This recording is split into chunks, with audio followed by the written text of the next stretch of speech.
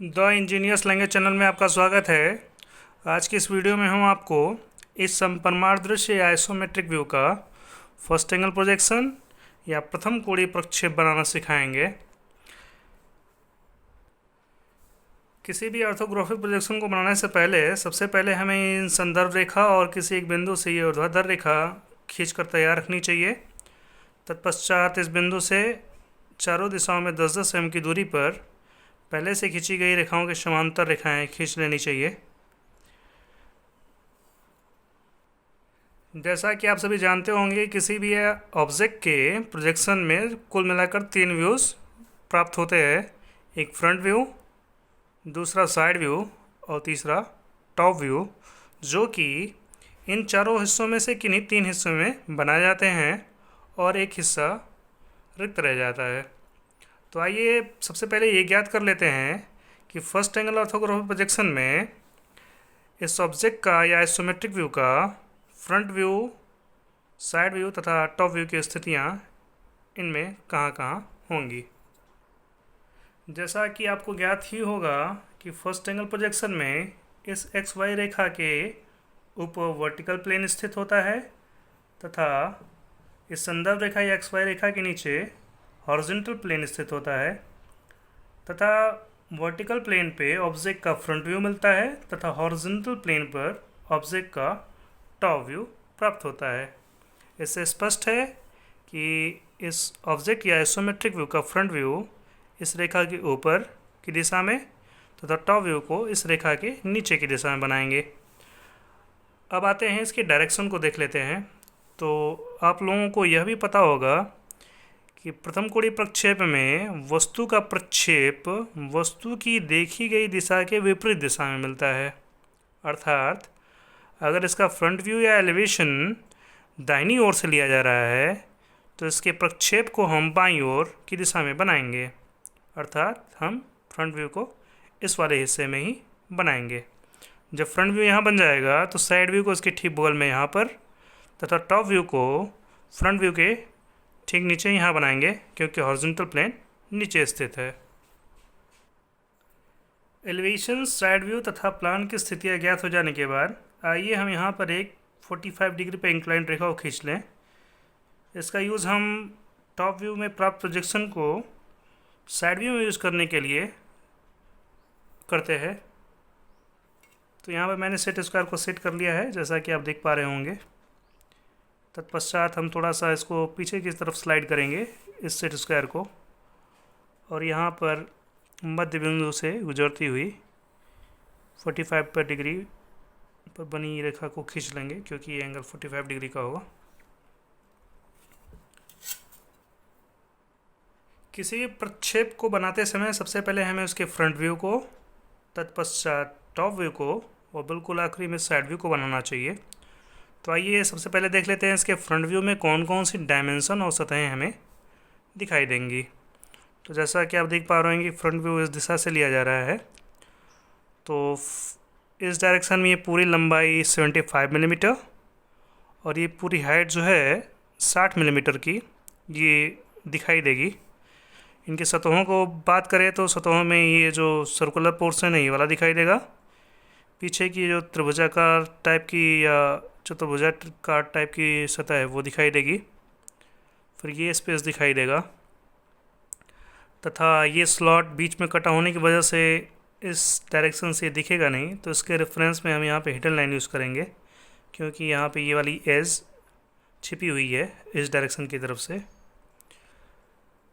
अगर इसके side view की बात करें तो साइड व्यू में दिखने वाली डायमेंशंस जो कि यहाँ से लेकर के बिल्कुल आखिरी सिरे तक होगी। अगर देखा जाए तो ये 30 + 25 मिलीमीटर कुल मिला के 55 मिलीमीटर की यहाँ से यहाँ तक की लेंथ है, और ये हाइट प्रदर्शित होगी जो कि 60 मिलीमीटर का है। अगर इसमें प्रदर्शित सतहों की बात करें तो हमें ये सतह तथा ये जो इंक्लाइंड सतह है वो दिखाई देगी, और ये जो सिलिंड्रिकल पोर्शन है वो दिखाई देगा कुछ आयत के रूप में, लेकिन ये जो होल है वो नहीं दिखेगा। तो इसके लिए हम हिडन लाइन यूज़ करेंगे, और पीछे का ये वाला पोर्शन भी इस हिस्से से ढका हुआ है। तो इस एज के लिए और ये जो स्लॉट कटा हुआ है इसके लिए हम हिडन लाइन यूज़ कर लेंगे इधर में। टॉप व्यू में दिखने वाले डायमेंशन की बात करें तो ये 75 मिलीमीटर जो कि पूरी लेंथ होगी, और ये जो पूरा डायमेंशन इधर का होगा वो 55 मिलीमीटर का है, वो प्रदर्शित होगा। तथा सतहों की बात करें तो ये सिलिंड्रिकल पोर्शन, फिर ये जो उल्टा सी टाइप का या 4 टाइप का जो आकृति बनेगा ये प्रोजेक्शन के रूप में मिल पाएगा। तो आइए इसे बनाना शुरू करें। सबसे पहले हम फ्रंट व्यू को बनाएंगे। तो फ्रंट व्यू में अगर प्रोजेक्शन पर ध्यान दें तो हमें ये पूरी लेंथ बेस की और ये दाईं ओर की पूरी हाइट 60 मिलीमीटर की वो दिखाई देगी। फिर इधर से 32 मिलीमीटर के ऊपर की रेखा खींचनी है हमें, और इस बेस से सेंटर लाइन को प्राप्त करना होगा जो कि बेस से 20 मिलीमीटर की दूर पे है। तो आइए बनाना शुरू करें इसे। यहाँ पे अगर ध्यान दीजिए तो मैंने फ्रंट व्यू में यहाँ से यहाँ तक की हाइट जो कि बिल्कुल लेफ़्ट साइड में है इधर के 32 मिलीमीटर की, वो मैंने यहाँ पे खींच ली है रेखा। बेस लाइन मैंने पूरी लंबाई में जो कि 75 मिलीमीटर की होगी मैंने वो खींच रखी है।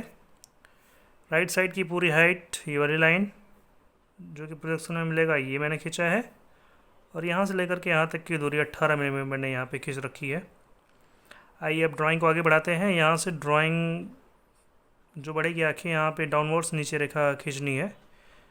फिर यहाँ से इस रेखा के पैरेलल लाइन लेफ़्ट साइड की दिशा में बढ़ानी है जो 12 मिलीमीटर की होगी, और यहाँ पे 2 वृत्त बनाने हैं, एक ये 20 मिलीमीटर डायामीटर का और दूसरा 28 मिलीमीटर डाया का बनाना है। उसके लिए सबसे पहले हमें इसका सेंटर प्राप्त करना पड़ेगा जो कि इस कॉर्नर से 20 mm दूर और यहाँ से 20 mm दूर होगा, क्योंकि यहाँ से लेकर के ये जो पूरी चौड़ाई है वो 40 मिलीमीटर की है।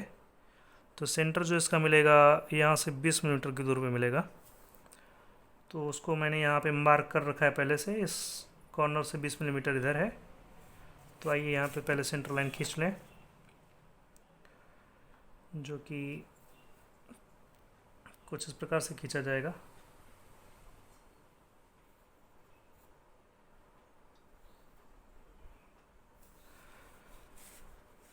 फिर हम यहाँ से 20 मिलीमीटर की हाइट पे एक पॉइंट मार्क कर लेंगे जो कि यहाँ मिल जाएगा।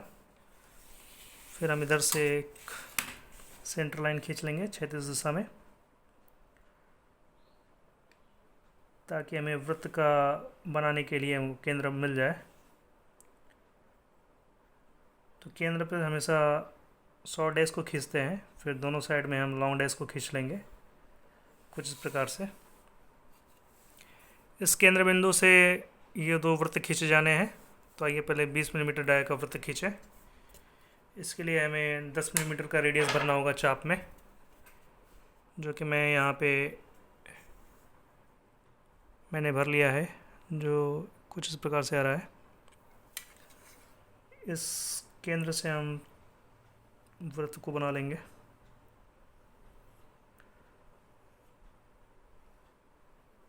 कुछ इस प्रकार से। उसके बाद हम 14 मिलीमीटर का रेडियस लेंगे। फिर हम इसी केंद्र से दूसरा वृत्त भी बना लेंगे कुछ इस प्रकार से। इतनी ड्राइंग हो जाने के बाद आइए यहाँ से 40 मिलीमीटर दूर से ये ऊर्ध्वाधर रेखा हम खींच लें और यहाँ से डाउनवर्ड्स नीचे की तरफ रेखा बढ़ाने। तो यहाँ से मैंने 40 मिलीमीटर की दूरी यहाँ प्राप्त कर ली है। यहाँ से ऊपर की दिशा में रेखा खींची जानी है। तो आइए इसे खींच लेते हैं हम, जो कि इस प्रकार से खींची जाएगी, और इस पॉइंट से डाउनवर्ड्स नीचे की तरफ रेखा आनी है। तो इसको हम इस पॉइंट से नीचे की तरफ खींच लेंगे। यहाँ से यहाँ तक की हाइट ये 12 मिलीमीटर की है। तो आइए इसे मार्क कर लें, जो कि हमें इस बिंदु पर मिल जाएगा। इतनी ड्राइंग होने के बाद आइए ड्राइंग को आगे बढ़ाते हैं। ये 12 mm की गहराई से फिर इधर की साइड में 12 mm तक रेखा खींची जानी है। तो इस पॉइंट से हम रेखा को इस डायरेक्शन में बढ़ा लेंगे। ड्राइंग में आगे ध्यान दें तो यहाँ से 12 mm की दूरी से डाउनवर्ड्स नीचे की तरफ रेखा आई हुई है, जो कि मैंने यहाँ पॉइंट लिया है। यहाँ से डाउनवर्ड्स रेखा हम नीचे की तरफ बढ़ाएंगे। ड्राइंग में आगे बढ़े तो यहाँ से 12 mm दूर प्राप्त इस बिंदु को और ये इस बिंदु को आपस में तिरछा मिला दिया जाना है। सेट स्क्वायर से। तो हमें ये वाला बिंदु और ये वाला बिंदु पहले ही मिल चुका है, तो इसको मिला लेते हैं हम, जो कि इस प्रकार से सेट स्क्वायर लगा करके मिला लिया जाएगा, कुछ ऐसे। और ये वाली रेखा इस रेखा पर आके मिला ली जाएगी यहाँ पे, तथा ये जो एज है इस स्लॉट की वजह से ये वाला कॉर्नर जो नहीं दिखाई देगा, उसके लिए हम यहाँ पे हिडन लाइन यूज़ करेंगे। तो यहाँ पे आपको कुछ ज़्यादा चौड़ाई दिखाई दे रही होगी, लेकिन अगर देखा जाए तो यहाँ से यहाँ तक की डायमेंशन केवल 6 मिलीमीटर आएगा, क्योंकि इस पॉइंट से आखिरी बिंदु तक का दूरी 40 मिलीमीटर है और ये यहाँ से यहाँ तक की दूरी 34 मिलीमीटर है। तो शेष जो दूरी होगी 6 मिलीमीटर की होगी। तो इसलिए हम इस बिंदु से 6 मिलीमीटर दूर प्राप्त इस बिंदु से यहाँ पे एक हिडन लाइन खींच लेंगे इस रेखा के या एज के पैरेलल में। आइए इसे कंप्लीट करते हैं। आइए इस कॉर्नर से 6 mm दूर इस हिडन लाइन को खींच लें, जो कि शॉर्ट डैशेस के रूप में खींची जाएगी, कुछ इस प्रकार से। यहाँ से 6 mm दूर पे ये हिडन लाइन खींच ली गई है इसके रेफरेंस में। इसके बाद हम प्राप्त इन सभी बिंदुओं को डाउनवर्ड्स नीचे की तरफ प्रक्षेप और दाहिनी ओर प्रक्षेप बढ़ा लेंगे। इस प्रकार से हम सभी प्रोजेक्शन लाइन को खींच लेंगे। फ्रंट व्यू बन जाने के बाद हम टॉप व्यू को बनाएंगे। तो अगर आप खुद को यहाँ पे खड़ा माने तो टॉप व्यू में सबसे पहले ये सिलिंड्रिकल पोर्शन पर इसके साथ लगा हुआ ये 4 टाइप की आकृति जो है वो दिखाई देगी। तो यहाँ पे सिलिंड्रिकल पोर्शन यहाँ पे स्टार्टिंग में मुझे यहाँ पे दिखाना पड़ेगा, क्योंकि इसकी वजह से सिलिंड्रिकल पोर्शन यहाँ पे आएगा। तो ये सेंटर लाइन भी इसकी दिखानी होगी इसके सीध में। तो आइए सभी प्रोजेक्शन को हम ड्रॉप कर लेते हैं नीचे साइड में और फिर इसके सेंटर लाइन भी खींच लेते हैं। अगर हम इसे बनाना शुरू करें तो टॉप व्यू में सबसे बिल्कुल पीछे वाली साइड में ये पूरी लेंथ में एज दिखाई देगी। फिर यहाँ से 10 mm की दूरी पर एक पैरेलल लाइन और खींची जानी है, जो कि यहाँ से 10 mm की दूरी पर पैरेलल लाइन खींची जाएगी और ये एज पूरी कंप्लीट की जाएगी। तो आइए इसे कंप्लीट करना शुरू करें। ये वाली एज फुल लेंथ में खींची जाएगी शुरू से लेकर के आखिरी तक, कुछ इस प्रकार से। ये जो लेंथ है यहाँ से लेकर के इधर वाला जो मोटाई है ये वाली, इसका जो आउटर एज था ये वाला पॉइंट, इसके बाद तक यहाँ तक का ये मोटाई लिए हुए है। तो इसका प्रोजेक्शन हम लेंगे तो ये यहाँ पे आ रहा है लाइन। तो यहाँ से 10 mm की दूरी पर यहाँ तक लाइन खींची जाएगी। तो आइए इसे भी खींच लेते हैं हम। इसकी सीध तक खींची जाएगी, जो कि यहाँ पे आ रही है। हम इसे कुछ इस प्रकार से खींचेंगे और उसकी प्रोजेक्शन लाइन को आगे बढ़ा लेंगे। टॉप व्यू में मैंने ये वाली सतह और थोड़ा सी ये वाली जो सतह है मैंने बना रखी है। तो इस फ्रंट व्यू में इस सरफेस की वजह से ये वाली आयत आनी थी, जो कि यहाँ पे बनी हुई दिखाई दे रही है। और इस स्लॉट की वजह से एक आयत ये आ रहा था बीच का, ये वाला जो कि मैंने बना रखा है। फिर इसमें देखें, ध्यान दें तो यहाँ से 6 mm की दूरी पर इस रेखा के पैरेलल लाइन खींची जानी है और यहाँ से 30 mm की दूरी पर ये जो कॉर्नर है और ये जो कॉर्नर है ये एक दूसरे के पैरेलल लाइंस खींची जानी है। तो आइए खींच ले इसे, जो कि यहाँ से 34 mm की दूरी तक खींची जाएगी बस। तो यहाँ से 34 mm की दूरी ये है, इस पॉइंट तक है बस, क्योंकि इसी एज पे हमें हिडन लाइन मिली है यहाँ से 34 mm की दूरी पे। तो इस हिडन लाइन तक ही ये पैरेलल लाइंस खींची जाएंगी। तो आइए हम इसे खींच लेते हैं। तो ये 34 mm का रेफरेंस यहाँ पे है, तो इस रेखा को हम बस यहाँ तक खींचेंगे। ठीक इसी प्रकार से दूसरी रेखा भी खींच ली जाएगी, जो कि इस पॉइंट से खींची जानी है। ये वाला पॉइंट जो है यहाँ से दूरी पे है कुछ।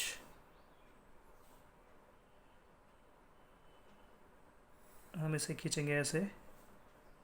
फिर ये लास्ट एज से 40 मिलीमीटर की दूरी पे ये रेखा खींची जानी है। तो 40 मिलीमीटर की दूरी इसका रेफरेंस यहाँ पे आ रहा है, तो इसको हम यहाँ तक खींचेंगे, इस पॉइंट तक, जो कि इस प्रकार से खींचा जाएगा। और ध्यान दें तो ये पॉइंट और ये वाला पॉइंट आपस में मिला दिया जाना है, जो कि यहाँ पे है, और ये दोनों पॉइंट आपस में मिलाए जाने हैं, जो कि मैंने यहाँ पे प्राप्त कर लिए हैं। तो इसे मिला लेते हैं। तो हम इसे यू में डालेंगे यहाँ पे ऐसे, और इसको कुछ इस प्रकार से। तो ये 4 टाइप की जो आकृति मिलनी थी ये वाली, वो हमें टॉप व्यू में मिल चुकी है। तत्पश्चात हम ये सिलेंड्रिकल पोर्शन है, इसका हम खींचेंगे प्रोजेक्शन। तो ये आउटर एज और ये आउटर एज मिलेगा, और फिर ये एक आयत के रूप में प्राप्त हो पाएगा इसका प्रोजेक्शन। तो इसका रेफरेंस हम ध्यान दें तो ये आया हुआ है, तो हमें आयत के रूप में यहाँ पे आकृति मिलेगी बाहर प्रोजेक्टेड जो होगी। और फिर जो ये इंटरनल डायमीटर वाला है वृत्त, वो टॉप व्यू में नहीं दिखाई देगा, इसलिए हम इन दोनों के रेफरेंस में हिडन लाइन यूज़ करेंगे। तो इसके रेफरेंस में हम यहाँ पे हिडन लाइन खींचेंगे, और इसके रेफरेंस में हम इधर हिडन लाइन खींच लेंगे। तो इसे कंप्लीट करते हैं हम। इस इंटरनल डायमीटर के रेफरेंस में हम यहाँ पे हिडन लाइन खींचने जा रहे हैं, जो कि 100 डैसेस के रूप में खींची जाएंगी।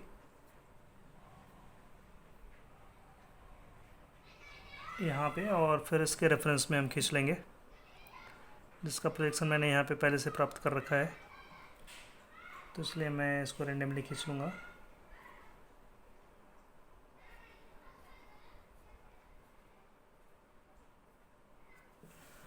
कुछ इस प्रकार से। तो इसके टॉप व्यू में ये आयताकार आकृति मिलनी थी, ये डायमीटर 28 बाई 25 की लेंथ में, क्योंकि ये लेंथ 25 मिलीमीटर की है। तो 25 बाई 28 की आयताकार आकृति में ये प्रोजेक्शन मिला, और इन दोनों के लिए यहाँ पे हिडन लाइन मिल गया।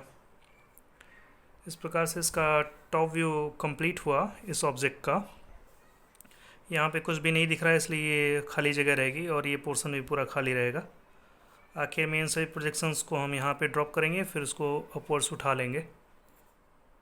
अब आइए इसके साइड व्यू को बनाएं। तो साइड व्यू में अगर हम ध्यान दें तो ये दोनों सतहें आयताकार दिखाई देनी है, जो कि इस हाइट में, यहाँ से यहाँ तक की हाइट में, और ये इस वाले चौड़ाई में प्राप्त होंगी। तो इसका रेफरेंस हमें यहाँ पे ये मिल पाया है, और इसका रेफरेंस हमें यहाँ पे मिल पाया है। तो एक आयत यहाँ पे मिलेगा, दूसरा आयत यहाँ पे मिलेगा। ये दोनों आयत यहाँ पे इस साइड और इस साइड मिल जाने हैं। फिर ये जो वृत्ताकार सतह की इसका प्रोजेक्शन था, तो ये दाहिनी साइड में निकला हुआ दिखाई दे रहा है। अगर यहाँ पे खड़े हैं तो इसकी दाहिनी ओर निकला हुआ है। तो इसको हम यहाँ पे इसके रेफरेंस में यहाँ पे बनाएंगे, यहाँ पे और यहाँ पे बनता हुआ दिखाई देगा कुछ। और उसके बाद ये शेष ड्राइंग की जाएगी। तो आइए पहले इतना ड्राइंग कर लें। इस ऑब्जेक्ट के पार्ट्स दृश्य में हमें ये सतह, ये इंक्लाइंड सतह और ये वाली सतह दिखाई देनी थी। तो मैंने ये सतह, जो कि इस हाइट तक बस था 32 मिलीमीटर की हाइट तक, ये एक आयताकार सतह, ये दूसरी, तो इन दोनों को मैंने बता रखा है। और ये जो सतह यहाँ बीच में दिखाई दे रहा है, जो कि फ्रंट व्यू की ये वाली जो हिडन लाइन यहाँ पे आई थी उसकी हाइट तक है। तो हिडन लाइन यहाँ तक आई थी, तो इसलिए इसके रेफरेंस में हम इस हाइट तक इस सतह को दिखाएंगे, जो कि यहाँ पे दिखाई दे रहा है। ये जो इंक्लाइंड पोर्शन है, ये यहाँ से जो 40 मिलीमीटर की ऊंचाई वाली रेखा थी, इसके रेफरेंस तक था। तो जो कि यहाँ पे मैंने इसका रेफरेंस लिया है, इसलिए ये वाली रेखा जो है इसी के सीध में इस वाले हिस्से में खींची जाएगी। ये शेष 10 mm छोड़ने के बाद शेष हिस्से में ये वाली रेखा खींची जाएगी, जो कि मैंने यहाँ पे खींच रखी है। और इसके बाद थोड़ी सी ऊंचाई के बाद ये 10 mm की मोटाई में ये वाली एज दिखाई देनी है, जो कि मैंने यहाँ पे प्रदर्शित कर दिया है। और इसके ठीक बगल में यहाँ से 20 mm की हाइट पे ये जो सेंटर लाइन है, ये वाला सेंटर लाइन पे इसका आउटर एज दिखाई देगा, जो कि 28 मिलीमीटर की डायमीटर है। तो यहाँ पे एक एज दिखाई देगा, दूसरा यहाँ पे एज दिखाई देगा। तो इसका मैंने रेफरेंस पे इसके सीध में यहाँ पे रेखा और इसके सीध में यहाँ पे रेखा मैंने खींच रखी है। बीच की जो सर्किल वो नहीं दिखाई देगी, इसलिए हम इसके रेफरेंस में यहाँ पे हिडन लाइन खींचेंगे और इसके रेफरेंस में यहाँ पे हिडन लाइन खींचेंगे। तो आइए इसे खींचते हैं। इन हिडन लाइंस को खींच लेने के बाद आइए इस हिडन लाइन को खींच लें, क्योंकि इधर से ये वाली एज नहीं दिखाई देगी। तो 10 mm की मोटाई में यहाँ पे हिडन लाइन यूज़ की जाएगी। तो आइए हम इसको पूरी हाइट में खींच लें, क्योंकि ये पूरी लेंथ में ऊपर से लेकर नीचे तक है ये फ्लैंज। तो हिडन लाइन यहाँ पे हम कंप्लीट करेंगे कुछ इस प्रकार से।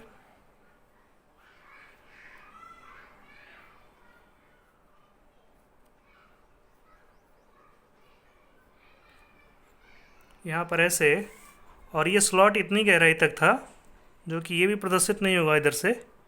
तो इसके सीध में हम यहाँ भी हिडन लाइन यूज़ कर लेंगे इसी मोटाई में। तो इसे हम इसके रेफरेंस में आइए हिडन लाइन को कंप्लीट कर लेते हैं। यहाँ पे कुछ इस प्रकार से हम इसको कंप्लीट कर लेंगे। इस प्रकार से इस आइसोमेट्रिक व्यू का ये जटिल सा ऑर्थोग्राफिक प्रोजेक्शन फर्स्ट एंगल में बनकर तैयार हुआ। आखिर में हम इसकी डायमेंशनिंग कर लेंगे। हम उन्हीं डायमेंशंस को दिखाएंगे जो कि यहाँ पे आइसोमेट्रिक व्यू में प्रदर्शित है।